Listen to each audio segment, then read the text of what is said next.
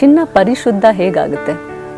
ಅದನ್ನು ನಾವು ಬೆಂಕಿಯಲ್ಲಿ ಹಾಕಿ ಅದನ್ನು ಸುಟ್ಟಿ ಅದರಲ್ಲಿರುವ ಎಲ್ಲ ಕಲ್ಮಶಗಳನ್ನು ತೆಗೆದು ಅದನ್ನು ಆ ಬಿಸಿಯಲ್ಲಿ ಬೇಯಿಸಿ ಅದನ್ನು ಕೆಂಪು ಮಾಡಿ ಆ ನಂತರ ಆಚೆ ಬಂದಾಗ ಅದರ ಮೇಲೆ 24 ಕ್ಯಾರೆಟ್ ಅಂತ ಮುದ್ರೆ ಹಾಕ್ತಾರೆ.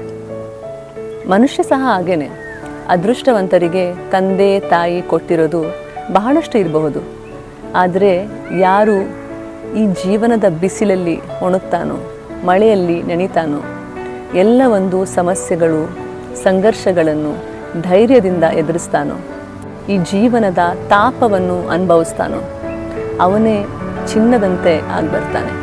ಚಿನ್ನ 24 ಕ್ಯಾರೆಟ್ ಗೋಲ್ಡ್ ಆಗಬೇಕು ಅಂದರೆ, ಮನುಷ್ಯ ಚಿನ್ನದಂತೆ ಆಗಬೇಕು ಅಂದರೆ ಅವಿಬ್ಬರಿಗೂ ಈ ಅಗ್ನಿ ಪರೀಕ್ಷೆ ಕೊಡಲೇಬೇಕು. ನಿಮಗೇನಂತ ಅನಿಸುತ್ತೆ? ನಮಸ್ಕಾರ.